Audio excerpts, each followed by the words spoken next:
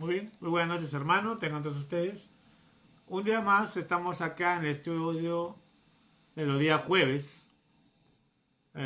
Vamos a tratar sobre el tema de... Seguimos con el estudio de autoconfrontación. Y hoy nos toca justamente el tema de la relación con la tentación, ¿no?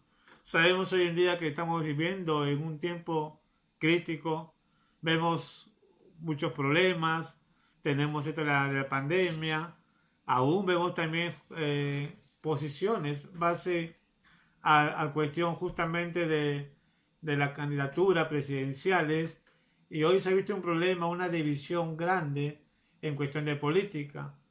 Y a veces muchos, no solamente el mundo incrédulo, sino también el creyente, caemos en esa tentación, de tener cierta opinión de negativo, tanto sí que nos involucramos en las cosas del mundo. Y es por eso que queremos tratar ese tema. Antes de esto vamos a orar para que sea el Señor el que nos guíe base a este estudio del día jueves. Oremos. Señor, una vez más te damos gracias en esta noche por permitir, oh Dios, de poder aprender un poco más de tu palabra. Señor, ayúdanos cada día de poder entender y conocer más, de aprender más, Señor. Extiende nuestro conocimiento y ayúdanos a poder a vivir conforme a tu palabra, Señor. Ayúdanos a ser buenos creyentes, Padre. Y en esta noche, Señor, te pido que tú nos hables, oh Dios, en este tema. En el nombre de Jesús te lo pedimos, Padre eterno. Amén y amén. Muy bien, el tema de esta noche justamente es relación con la tentación, ¿no? Entonces, todo creyente lo que debe saber, primeramente, que la tentación es una provocación a hacer lo malo y que nunca proviene de Dios. Entonces, ahí vemos justamente, ¿no? Que es una provocación para hacer lo malo y es lo que se ve justamente hoy en día, ¿no? Muchos creyentes, vuelvo a repetir, estamos cayendo en esa provocación, tanto sí que nos ponemos a discusión, hablando de política, justamente de tener un candidato especial, sin saber o aún teniendo el conocimiento que ya Dios tiene el control de todas esas cosas. Entonces, todo creyente no debemos caer en ese tipo de tentación, sino al contrario, de orar a Dios para que Dios mismo ponga la persona indicada y Dios pueda tocar el corazón y esa persona puede andar conforme al temor hacia los principios de la palabra de Dios. Hemos visto en la historia anteriormente de un hombre muy conocido, dando con su honor, no, esa palabra, ese nombre es un poquito complicado para mí, pero entendemos justamente que es un hombre que realmente conocemos que ha sido un perverso, un guerrillero muy malvado, pero al final Nabucodonosor reconoció quién es Dios, ¿no? Y Dios lo llamó su siervo, justamente, ¿no? Entonces, si Dios actuó en el pasado con hombres perversos, hombres malos, también Dios, que es el mismo Dios de su tiempo, es el mismo Dios de ahora que también puede tocar el corazón. Lo que nos toca a nosotros al creyente es orar, sin importar quién entre a la presidencia, sin importar si es este varón de Pedro Castillo o si es Keiko, no Fujimori. Lo importante es que debemos orar para que Dios toque ese corazón y no sea tentado por el mal de gobernar el Perú en una forma justamente no de ignorar los principios bíblicos. Es por eso que nosotros vamos a orar. Ahora, todo creyente hemos sabido primeramente y hemos dicho que la tentación es una provocación a hacer lo malo y que nunca proviene de Dios. La Biblia habla justamente, y vamos a ir a Santiago rápidamente, vamos a leer mucho lo que es la Biblia, y habla en Santiago capítulo 1, versículo 13, dice, cuando alguno es tentado, no diga que es tentado de parte de Dios, porque Dios no puede ser tentado por el mal, ni Él tenta a nadie. No nos equivoquemos en el sentido de tentación con una prueba. Dios muchas veces nos prueba así. Dios ha puesto a prueba a su pueblo. Dios pone a prueba a la iglesia, tanto grupal como también pone a prueba también individualmente. Y es porque Dios nos pone a prueba porque Dios quiere moldear nuestro carácter, quiere moldear nuestras vidas Dios quiere tratar con nosotros justamente, ¿no? Para así hacer un cristiano justamente a la perfección de Cristo, ¿no? Y vemos por medio de la historia sobre los grandes hombres de Dios, como fue el apóstol Pablo, que fue tentado muchas veces, que Dios lo probó justamente el apóstol Pablo, pero Pablo sobrellevó esa prueba y gracias a esa prueba justamente Pablo mantuvo su fe ferviente, ¿no? Otra cosa también que Dios permitió ser probado también es en Job. Pero vemos esos grandes hombres que Dios probó a estos grandes hombres para fortalecer cada día su fe. ¿Y qué encontramos al final resultado? Hombres bendecidos, porque eran hombres, como fue Noé, Moisés, fue el mismo Abraham, ¿no?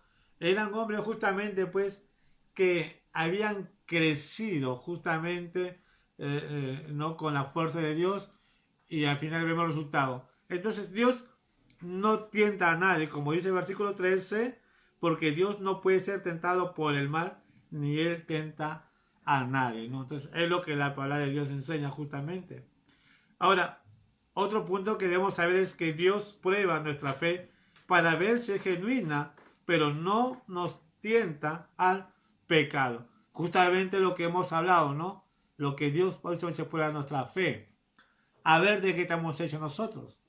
Pasamos por pruebas duras, por pruebas difíciles, pasamos por muchas distintas de pruebas, pero a veces nos sentimos culpables, ¿no? Y a veces decimos, Señor, ¿por qué me pasa esto? ¿Por qué el Señor me hace ver esto? ¿Por qué el Señor a mí? Señor, si yo cumplo contigo, voy a la iglesia, pero a veces no entendemos de que si Dios te pone a prueba, es porque Dios tiene un propósito en tu vida, es porque Dios quiere tratar con tu vida, es porque Dios te quiere usar con tu vida. Eso debemos tener sabio. Y muchas veces no nos damos cuenta, a veces la aprobación de Dios, por una cosa, simplemente, porque no estamos estudiando la palabra de Dios y al no estudiar la palabra de Dios, no estamos conociendo a Dios. Por eso muchas veces Dios va a probar nuestra fe para ver si es genuina o no. ¿No? Si es genuina o no, justamente, ¿no? Hemos visto justamente como Abraham, que estamos a ver. Pero una de las cosas es de que Dios prueba, pero no nos tienta al pecado. Dios no nos tienta al pecado, como dice justamente Santiago, ¿no? ¿Qué dice Primera de Pedro? Vamos a ir a Primera de Pedro, una página más atrás. Perdón. Una página más adelante, perdón. Primera de Pedro, capítulo 1, del 6 al 9, dice así. Primera de Pedro 1, del 6 al 9. En lo cual vosotros os alegráis, aunque ahora, por un poco de tiempo, si es necesario, tengáis que ser afligidos en diversas pruebas, para que sometida a prueba vuestra fe, mucho más preciosa que el oro, el cual aún que perecedero se prueba con fuego, sea hallada en alabanza y gloria y honra cuando sea manifiesto en Jesucristo, a quien amáis sin haberle visto, en que creyendo, aunque ahora no lo veis, os alegráis con gozo inefable y glorioso. Qué interesante justamente, ¿no? Vamos a ser probados justamente, ¿no? Para ver nuestra fe, lo que dice justamente el apóstol Pedro, ¿no? Y hemos visto justamente que Dios nos prueba, pero en Santiago nos hemos visto de que Dios no nos tienta. Vamos a hacer un ejemplo en Génesis. Vamos a hacer ese gran ejemplo de Génesis capítulo 22. Quien no conoce justamente la historia de Abraham. Vamos a ir a Génesis capítulo 22, del 1 y 2, dice claramente así. Aconteció, después de estas cosas, que probó Dios a Abraham y le dijo, Abraham, y él respondió, heme aquí, y dijo, toma ahora tu hijo, tu único hijo Isaac, a quien amas, y vete a tierra de Moriah, y ofrécelo allí en holocausto sobre uno de los montes que yo te diré. Hablando humanamente, qué triste habrá sido para Abraham. Creo que ni un hombre pasaría esta prueba dura y difícil, ya que es realista. Como padres somos tenemos un sentimiento profundo por nuestros hijos. Y creo que es difícil obedecer eso. Abraham también se lo ha hecho difícil como hombre, de que Dios le diga, y todavía Dios le dice de una forma muy fuerte cuando le dice, toma a tu hijo, tu único hijo, dice una cosa, tu único hijo, Isaac, a quien amas. Dios sabía que Abraham amaba mucho a Isaac, porque era su único hijo, y le dice, ve y ofrécelo. Abraham, sé que no habrá sido tan fácil para él llevar a su hijo. Yo no creo que Abraham le haya dicho, vamos Isaac, ven, acompáñame, porque Dios me dio una orden.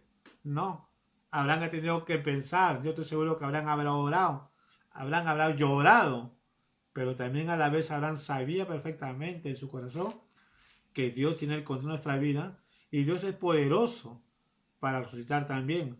¿Por qué? Porque justamente vemos en el libro de Judá, ¿no? De que Abraham tenía ese concepto. Por eso Abraham lo lleva, ¿no? Entonces, ahí vemos de que Dios probó a Abraham y le mostró justamente su fe en Dios. Y el resultado justamente, ¿cuál es? Dios lo bendijo. Entonces, eso es lo que Dios busca. Muchas veces Dios nos va a probar para ver nuestra fe, para ver cómo nosotros estamos confiando en Él. ¿Y en verdad estamos confiando en Dios? A veces decimos, amén, gloria a Dios. Dios es nuestro amparo, es nuestro refugio. Y a veces estamos contentos y felices cuando las bendiciones vienen. Todos pasamos por eso. Y qué fácil a veces para nosotros, decir, hermano, ten fe. Dios te va a proveer cuando hay una entrada y un trabajo. Es fácil decir, tenemos que ahorrar, tenemos que tener dinero, tenemos que tener ahí unos ahorros. Porque para el que tiene a veces una entrada fija, puede hacerlo. Pero para el que no tiene, y aún más para cuando uno pasa una prueba, podemos decir, Señor, gloria a Dios, gracias por la prueba. Yo no creo. Pero sí se puede, porque nada es imposible para Dios. Creo que no es fácil, igual como Abraham, pero tampoco nada imposible para Dios. Por eso a veces Dios nos prueba justamente para ver de qué estamos hechos. ¿Cuántos hermanos hoy en día han pasado por diferentes pruebas? Muchos han sobrellevado la prueba, pero muchos no han retrocedido. Y se justifica tontamente diciendo, bueno, Dios no me escucha, Dios ya no me habla. ¿Y cómo quieres que Dios te hable si no lees la Biblia? ¿Cómo quieres que Dios no te hable si no oras? ¿Cómo quieres que Dios te hable si tú no tienes contacto con los cristianos? Más te pasas enfocado en las cosas del mundo, en la mundanalidad. ¿Cómo quieres que Dios te hable? Si estás con el pecado, Dios no te va a hablar, ni tampoco Dios te va a ayudar. ¿Por qué? Porque Dios no puede el pecado. Mientras que no te alejes del pecado, Dios no te va a hablar, ¿no? Entonces Dios te va a probar, porque Dios te ama y porque Dios quiere lo mejor para ti. Pero Dios nunca te va a intentar.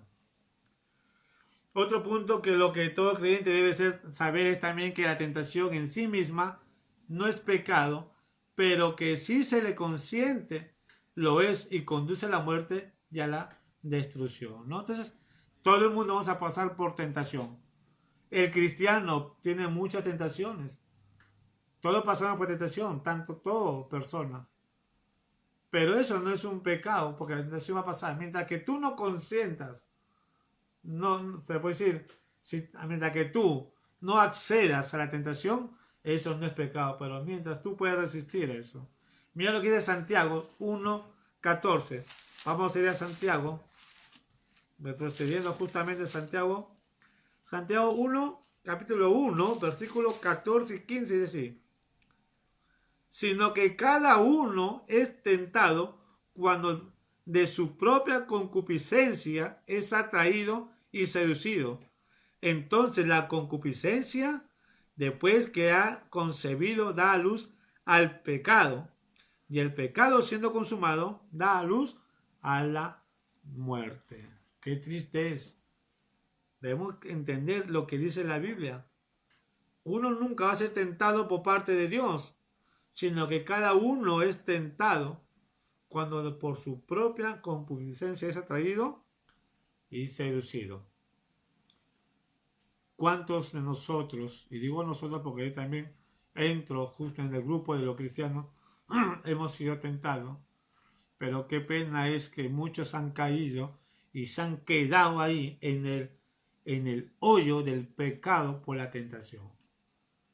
Yo conocí una triste historia de un amigo allá en el Callao, escuché justamente un buen favor, justamente escuché de que era un cristiano y este hombre pues iba a la iglesia todo y un día no fue en la iglesia y vio un grupo de familiares consumiendo licor, estaban bailando, festejando y lo llamaron a él y dijeron, siéntate con nosotros, y él dice, no, pero somos familia, ven, siéntate. Entonces hasta ahí estaba siendo tentado y dijeron, tómate un vasito que no te hace nada, mira, el cura toma. Hay hermanos que toman su vaso de vino, no es un pecado, o sea, que un vasito no te vas a emborrachar, no es pecado. Ya está la tentación ahí. Hasta que, tanto que le insistieron, aceptó y tomó hasta que se introdujo el pecado y hasta hoy en día sigue en el pecado. Qué triste de ver justamente, ¿no? Por eso la Biblia dice, y no sé cómo lo dice, sino que uno es tentado cuando de su propia concupiscencia. Por eso dice el dicho, una retirada a tiempo no es cobardía. Y acá le dice, es atrevido seducido. Entonces la concupiscencia, después que ha sido concebido, da luz al pecado. Lo concibió, tuvo el pecado, y el pecado, dice, da luz a la muerte. Y eso es lo que llevó justamente a separarse de Dios, a ver hasta el lado de Dios. Qué pena, justamente, ¿no? Pero es la realidad. Vamos a ver esta historia, esta historia de un rey. Vamos a ir a 2 de Samuel, capítulo 11. La historia de David, una historia muy conocida.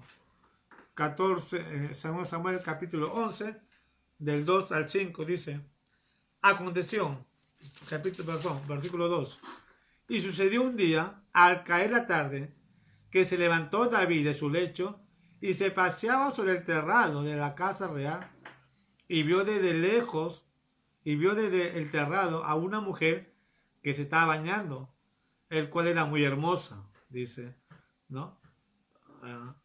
Y vemos justamente, vamos a leer este más hasta el 5. Envió David a preguntar por aquella mujer y le dijeron, aquella es Betsabé, hija de Eliam, mujer de Ureteo. Y envió David mensajeros y la tomó y vino a él, y él durmió con ella. Luego ella se purificó y se inmundicía y de su inmundicia y se volvió a su casa. Y concibió la mujer y envió a hacer saber a David diciendo, estoy encinta, ¿no? Entonces en el versículo 6 justamente, en el versículo 2 justamente dice una parte, y vio desde el terrado a una mujer que estaba bañando, la cual era muy hermosa. O sea, ahí David justamente estaba siendo tentado, estaba siendo prácticamente seducido y deseado por su carne débil, ¿no? Tanto así de que su carne deseó justamente lo que dijo Santiago, hasta que mandó a llamar a la mujer y hizo un acto de impureza, ¿no? Vemos con Betsabé. Entonces vemos acá justamente, ¿no?, sobre esta historia, cómo la carne muchas veces te pide, a veces te hace desear cosas malas en contra de las cosas de Dios, de la palabra de Dios, ¿no? Y eso es lo que pasó con el rey David, un hombre humilde, un hombre de Dios. Sin embargo, David fue tentado, fue seducido justamente, no por la apariencia de esta mujer, hasta que no pudo más, ¿no? Y llamó a esa mujer. Qué triste, ¿no? Entonces, otro punto es que también lo que debes saber es que toda tentación proviene de una de las tres fuentes siguientes. Hemos dicho, conocemos, el cristiano tiene una lucha permanente. Tiene tres enemigos, el cristiano. Y el primer enemigo de estas tres fuentes que vemos acá justamente, primeramente, el primer enemigo es Satanás. Satanás siempre ha sido enemigo del cristianismo desde el inicio de que se creó, de que vino Jesucristo justamente. Siempre ha sido enemigo de Dios, del pueblo de Dios y de los hijos de Dios, de los cristianos, Satanás. El segundo enemigo del creyente es el mundo. Las cosas que están en el mundo, los placeres del mundo, el mundo es el segundo enemigo. Y el tercer enemigo es el yo. Es el tercer enemigo. Muchos de los teólogos y eruditos han tomado de esta lucha el enemigo más poderoso que tenemos es nuestra carne. Nuestra carne justamente es lo que muchas veces nos hace una lucha más fuerte, ¿no? Satanás pues se encarga a Dios, el mundo justamente el Espíritu Santo nos puede ayudar, pero muchas veces el yo en la carne es donde lucha justamente contra el Espíritu que mora en nosotros y muchas veces nosotros nos dejamos dominar por él. Entonces tenemos tres fuentes de esto. Entonces vamos a ver sobre Satanás. 1 Corintios capítulo 2. Vamos a ver sobre qué dice sobre el enemigo Satanás. 1 Corintios 2. Está después de Romanos. 1 Corintios capítulo 2. Versículo 1 Corintios 2.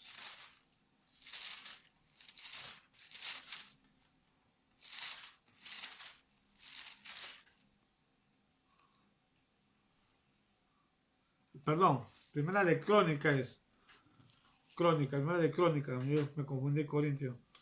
Primera de Crónica está después de Reyes. Primera de Crónica, capítulo 2. Capítulo 21.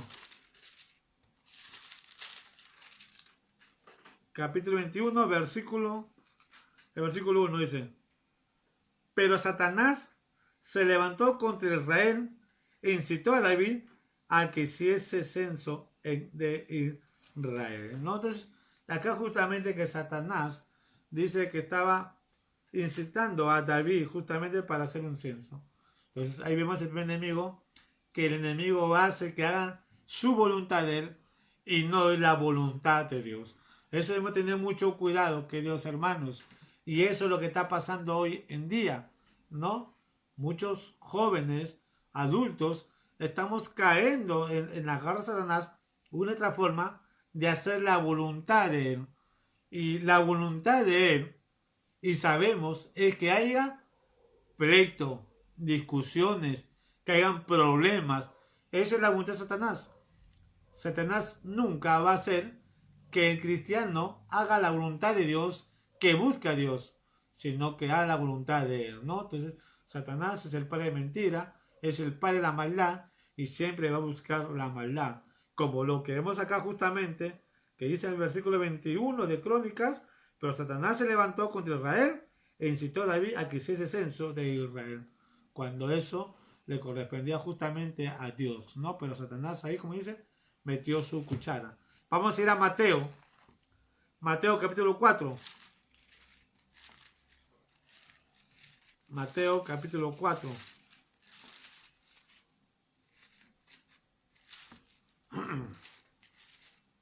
Versículo. Mateo capítulo 4, versículo 1.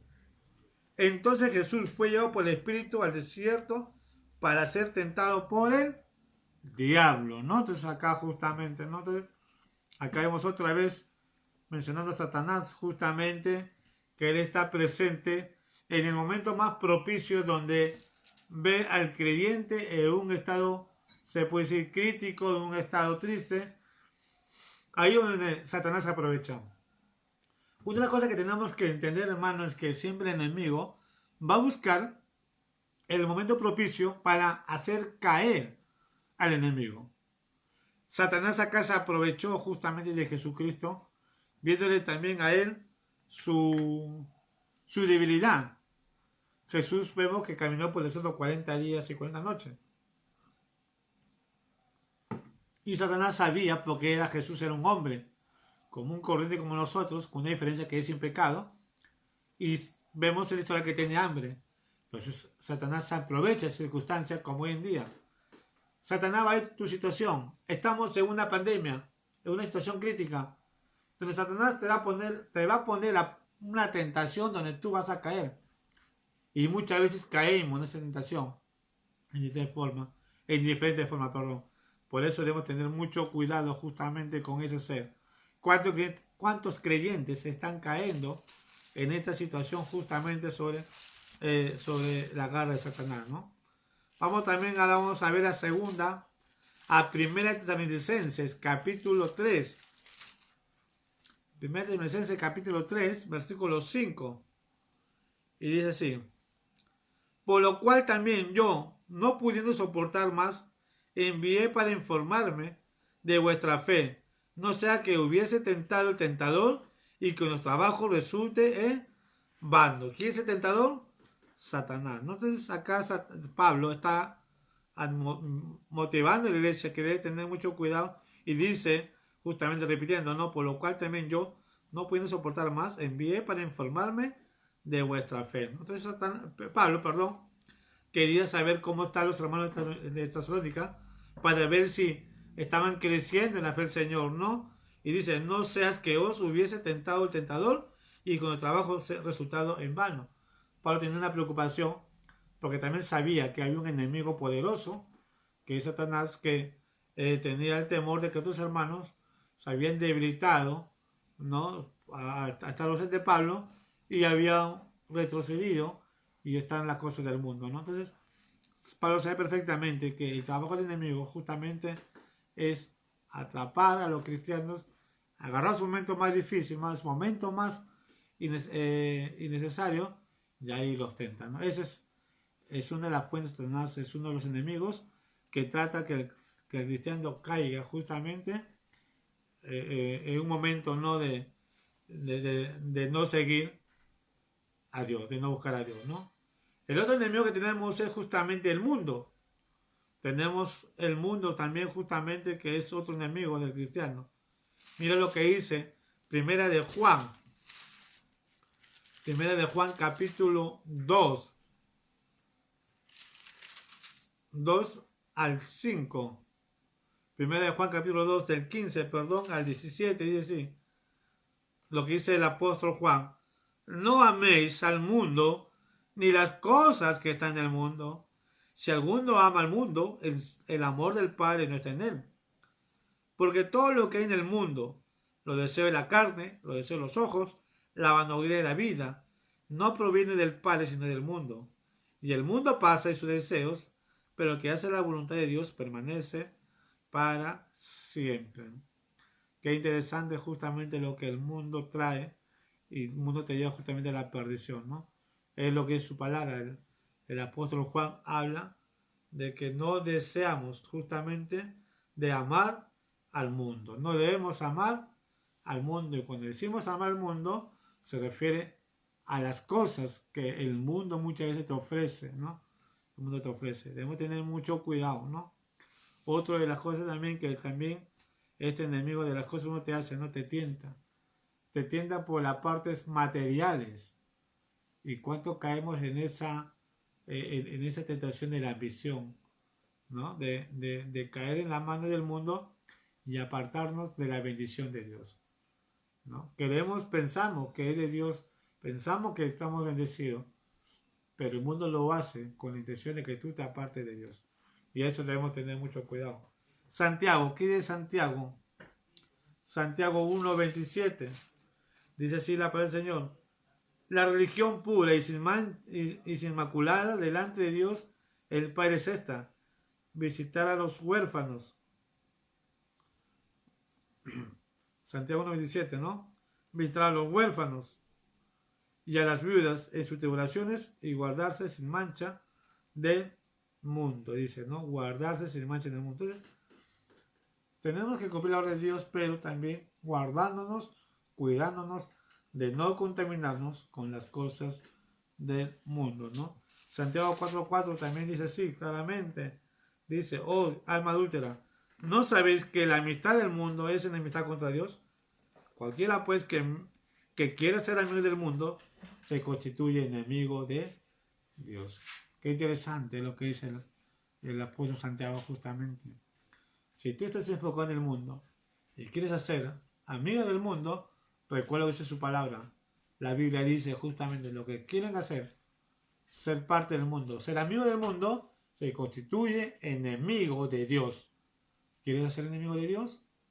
No nos conviene, porque sabemos perfectamente, ser enemigo de Dios no nos conviene, porque es horrible, dice la Biblia, Dios no puede ser burlado, horrible cosa es caer en manos del Dios vivo, ¿no? Entonces, ahí tenemos el segundo enemigo, y el tercer enemigo que hemos hablado justamente, ese es un enemigo, también es poderoso, es fuerte, y es el yo creo, el yo puedo, el yo sé, el yo, y pone atrás o a un costado a Cristo cuando no debe ser yo, sino debe ser Jesucristo.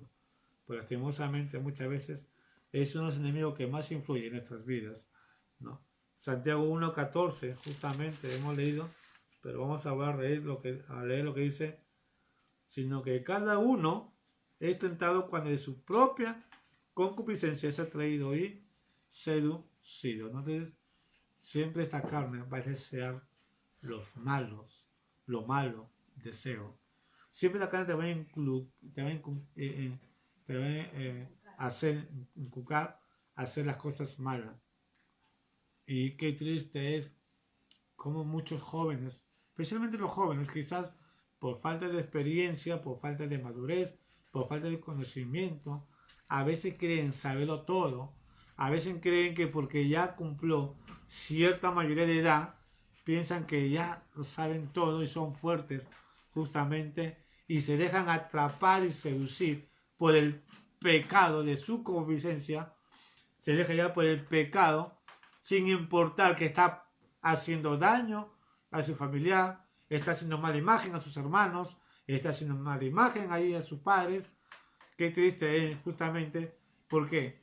Por el pecado del yo. Y cree que cree que saber todo, ¿no? Piensa que él es el superhéroe, que todo lo puede, ¿no? Ese es el problema justamente que existe en la juventud, el pecado del yo.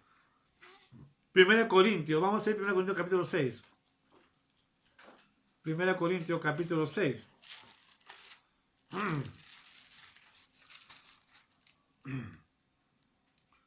6:18 dice así: Oíd de la fornicación. Cualquier otro pecado que el hombre cometa está fuera del cuerpo, mas el que fornica contra su propio cuerpo peca, ¿no? Oír de la fornicación, ¿no? Entonces, qué triste, ¿no? La Biblia dice huir de la fornicación.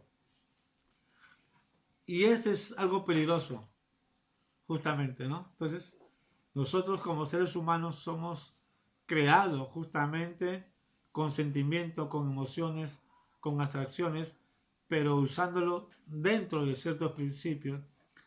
Pero muchas veces nos salimos de nuestros principios y dándole cabina justamente a la carne, y muchos de esos justamente caemos en el pecado de la fornicación. Estamos mirando, estamos seduciendo, estamos fijándonos justamente en una persona y estamos justamente ya maquinando. Y es triste justamente eso, ¿no? Maquinando. Por eso el apóstol Pablo dice huir, ¿no? Huir de la fornicación, ¿no? Eso debemos tener justamente en claro. Debemos huir de la fornicación. No hay como decir, qué triste a veces, especialmente de los jóvenes. ¿Cuántos jóvenes a veces, aún siendo cristianos, es tentado por una señorita? Aún la misma señorita también a veces son tentados. Vivimos en un mundo depravado, en un mundo de maldad, un mundo que no nos importa, no nos interesa lo demás. Solamente lo que nos interesa es de llenarnos de deseos carnales. Justamente tenemos la historia de Tamar y Amón, ¿no? Como Amón deseó desesperadamente estar con Tamar, ¿no? Y y hasta que la tomó a las fuerzas y cometió actos justamente no vergonzosos, de inmoralidad, que su hermano Absalón tuvo que matarlo justamente porque había deshonrado a su hija. Y ese es lo que vemos hoy en día. ¿Cuántas señoritas también se sienten a veces atraídos por un joven? Y a veces caemos en el error porque nos pintan a veces una situación, ¿no? Como a veces nos volvemos poeta, nos volvemos cariñosos, y eso son estrategias justamente para obtener lo que queremos. Pero una vez que ya obtenemos lo que queremos, como pasó con Amón, ya a veces no queremos ser dueños de la persona, ¿no? Y hasta que caemos en el pecado de la fornicación. Por eso, jóvenes, señoritas, tenemos que tener mucho cuidado. El apóstol Pablo por eso dice, huir de la fornicación. Cualquier otro pecado que el hombre cometa está fuera del cuerpo de Cristo, más que el que fornica contra su propio cuerpo peca, ¿no? Entonces, debemos tener mucho cuidado con este cuerpo, con esta carne, con esta concupiscencia, ¿no? Siempre esta carne te va a desear lo malo. Siempre esta carne te va a desear lo peor. Por eso el apóstol Pablo dice en Romanos, miserable de mí, ¿quién me librará este cuerpo de muerte? ¿No? Y cuando dice eso justamente el apóstol Pablo dice, Señor Jesucristo es lo que nos libera, ¿no? Por eso con la mente sirvo al Señor, ¿no? Con la mente sirvo la carne, pero con el corazón sirvo al Señor. Y debemos tener justamente presente eso, ¿no? Debemos poner nuestro corazón en el Señor, confiar en Él, perdón, y buscar la fuerza en Él. Ese es uno de los enemigos potentes que tiene el cristiano, que es el yo de la carne. Vamos a ir a Marcos capítulo 7. Mira lo que dice Marcos capítulo 7, versículo 20. Marcos 7, 20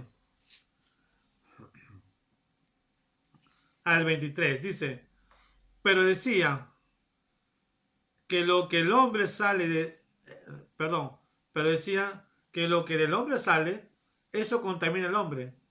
Porque dentro del corazón de los hombres salen los malos pensamientos, los adulterios, las fornicaciones, los homicidios, los hurtos, las avaricias, las maldades, el engaño, la lascivia, la envidia, la maledicencia, la soberbia, la insensatez. Todas estas maldades de dentro salen y contamina del hombre. Entonces, ¿dónde sale? De nuestro corazón, de la carne. Entonces, mientras que vivamos en esta carne, vamos a ser siempre tentados. Con la carne sirvo, dice el apóstol Pablo, quiere ser el pecado, pero tenemos también justamente un arma poderosa que Dios nos ha dado y una protección. El arma poderosa es la palabra de Dios y el escudo, la protección grande, maravillosa que también tenemos es el Espíritu Santo. Cuando dejamos controlar por el Espíritu Santo, vamos a tener ayuda de Dios. Y por último, lo que dice Gálatas 5:24. Vamos a Gálatas 5:24.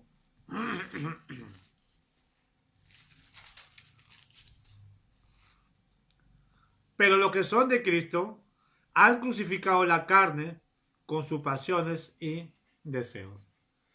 Y acá quiero terminar. Hay mucho por hablar. Mira lo que dice. Pero los que son de Cristo, el Gálatas 1:24, han crucificado la carne con sus pasiones y deseos. Yo me pregunto, ¿en verdadmente has crucificado la carne? En el sentido figurado de que has dejado. Si eres hijo de Dios, no debemos estar practicando el pecado. ¿Eso no quiere decir que siendo hijo de Dios no vamos a pecar? Sí.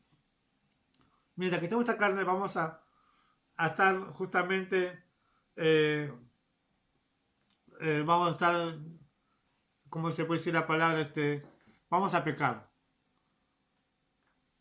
Lo importante es que no debemos practicar el pecado. Y como dice el apóstol Pablo justamente, los que son de Cristo debemos crucificar. Si tú estás practicando el pecado, señorita, joven, de repente te estás engañando y crees que eres de Jesucristo. De repente no eres un creyente genuino. De repente eres un verdadero hijo de Dios. Y no porque tus padres son cristianos. No porque tú vas a la iglesia o participas en la reunión de los jóvenes.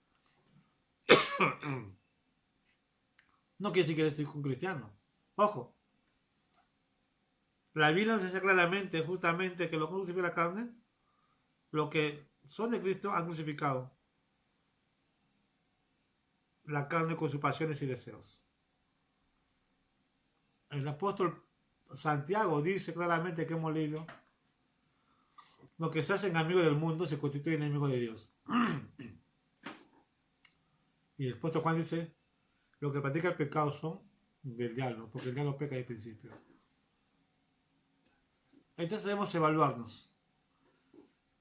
Si somos hijos de Dios, nuestra posición debemos andar como hijos de Dios.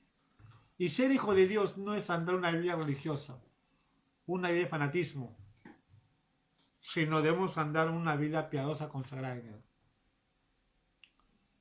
No somos perfectos, porque no existe perfección en este mundo. El único perfecto fue Jesucristo. Pero sí podemos nosotros vivir una vida consagrada si nosotros ponemos a Dios primeramente en nuestras vidas. Este punto que hemos tratado en relación a la tentación, debemos tomar en cuenta que el que nos va a tentar es Satanás, el enemigo. Y debemos estar preparados justamente. Hermanos, hay mucho por compartir. Este estudio sobre la relación con tentación es para conocer los tres enemigos fundamentales, que es Satanás, el mundo y la carne. Tenemos una lucha muy fuerte. La lucha se va a combatir cuando comenzamos a aplicar, ojo, muchas veces decimos, tenemos que combatirlo con la fe, la oración y la lectura bíblica. Pues yo digo, tenemos que combatirlo justamente, también la fe, pero más que todo, viviendo lo que uno lee. Es orar, leer y vivir. De mí no puede incluir la fe, tener fe. Es la única manera de tener una vida consagrada al Señor. Si no estamos consagrando nuestras vidas, no estamos andando en los principios de la palabra de Dios, no estamos orando, no estamos leyendo, entonces tienes un problema. Si no te interesa Dios, es porque no eres un hijo de Dios. No eres un hijo de Dios. Y si amas a Dios, si verdaderamente, como dice que amas a Dios, entonces búscalo de corazón. Y no nos justifiquemos decir, no se puede. Porque el apóstol Pablo claramente dice, todo lo puedo en Cristo que me fortalece. Y ahí está la clave. La clave está poner primeramente a Dios. Hemos compartido el devocional con mis hijos el día anteayer. Tocamos el tema sobre el proverbio y el versículo clave dice, el principio de la sabiduría es el temor a Jehová. Los insensatos desprecian la sabiduría. Pues yo me quedo con esta parte. El principio de la sabiduría es el temor a Jehová. Y ese versículo nos enseña justamente, para tener sabiduría y conocimiento, primeramente tenemos que poner a Dios como cabeza, como principal, como primero. Y poniendo a Dios primero en nuestras vidas, vamos a poder soportar cualquier tentación, cualquier prueba que se venga. Porque Dios va a estar siempre delante esperando por ti. Tres enemigos que tú lo puedes derrotar, confiando y poniendo a Dios primero. Vamos a orar.